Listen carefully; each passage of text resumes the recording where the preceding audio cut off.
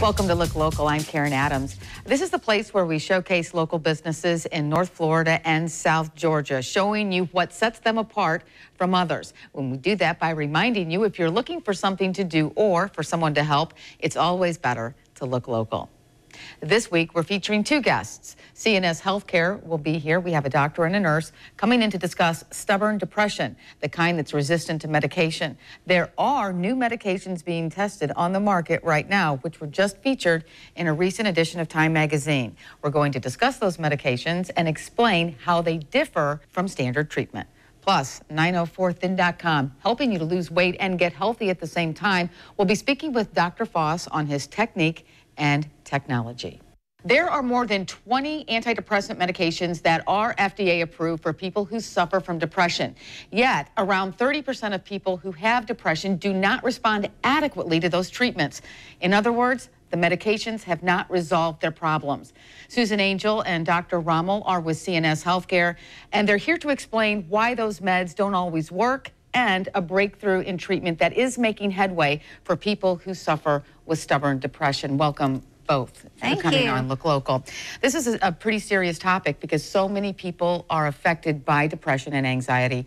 What are the statistics showing you a little bit about depression? Oh gosh, you know, in the recent article that I read, it's over 16 million people with depression in the United States, and they've also identified a good number of children and adolescents, you know, that are building into that number as well. So if you think about that in terms of, you know, how many families and employers and, you know, just general day-to-day activities that are impacted by people who have depression, I mean, it can be pretty profound in terms of the effect that it has. Pretty substantial. Yeah. Well, we've all heard about a lot of the antidepressant medications that are out there, the SSRIs, Prozac, Zoloft, Paxil, the list goes on and on. As we said, there's more than 20 that are already FDA approved.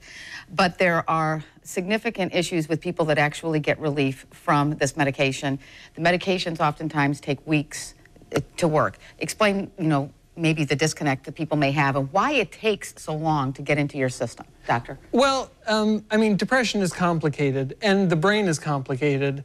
We have over 100 billion cells in our brain that are, you know, all trying to communicate with each other. And there's, you know, hundreds of neurotransmitters that send chemical messages between all those brain cells. And so far, we've just kind of identified a few, kind of 2 or 3 maybe, that we feel like are pretty strongly implicated in depression, but for the way that our body metabolizes them and the way that the roles that they play in depression, we're still learning, we're still understanding, and there's still so much to be kind of explored. Why does it take so long for the medication to work? It's, you know, you say weeks before, when we start taking an SSRI, before we can actually start feeling the physical remedy of it. Well, because of all those things that he's talking about, though, you know, you think about changes over time.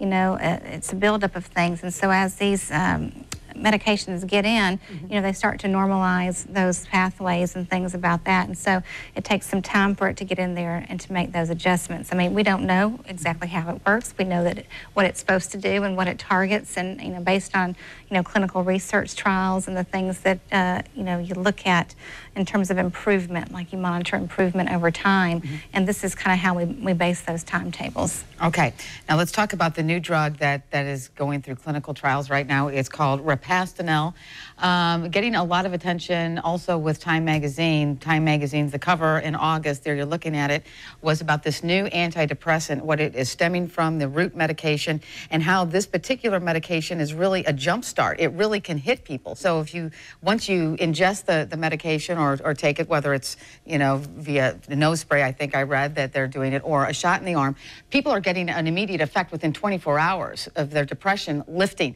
Let's talk a little bit about that and what you guys are doing in relation to that with this new drug you have, Repastinel. Okay, so yeah, most of all the antidepressants that are currently on the market, they focus on specific neurotransmitters out there right now.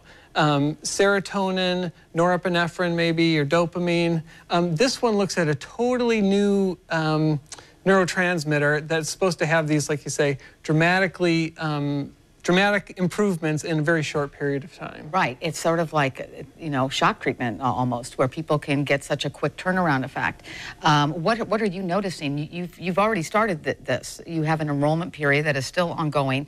But what is the initial research telling you in terms of what have you been able to witness? Well, I mean, so far the research has pointed that people can have significant improvement within 24 hours. And I think that's what's most exciting to us, because you compare that to lots of the traditional treatments out there, which take 4 to 6 weeks, and some people just don't even respond to them after 4 to 6 weeks. To see people improving in such a short time is exciting. Okay. And, you know, a lot of people are asking, is this drug safe? What can you address that? Yeah, you know, they have done various clinical trials on this so far, so we're not, you know, like, we're not the starting point here. There's been kind of preclinical trials on it already, and it's already passed some early phases of clinical trials for safety data. We have not had any, like, significant side effect issues so far with what we've seen. Like, for instance, the medication that we're using is an infusion. So it's an IV medication that's given, you know, over 30 seconds. So it's a very short period of time. And so, you know, we're monitoring patients before and afterwards. And in terms of tolerability, it's very well tolerated. Okay. We haven't seen, you know, the article addresses ketamine as the primary type of medication. That's the Time magazine article, ketamine. Okay. And so this medication, while it's not ketamine, it kind of attends to the same area of the brain and the same type of chemical modulator, just kind of minus the side effects of ketamine. Because with ketamine, there's the risk of, you know, some hallucinations, some psychosis, even, you know, dependence in many situations. But, you know, and this one is kind of like the cleaner version. Sure. It's, you know, just the side effects have been removed. A little bit different, without those worries. And so far, tolerability is great. Okay, now, like you said, now this is an infusion drug. So if you come to CNS Healthcare, where they are be able to monitor you, your offices are on Belfort. So you're centrally located, and we'll get into that after we come back from the commercial break. But I just want people to understand, so it's an infusion. So therefore, is it a shot? Is it some kind of, how would you give an IV? IV. IV drug. Yep, over 30 seconds. And yeah, once a week. Okay. Not painful.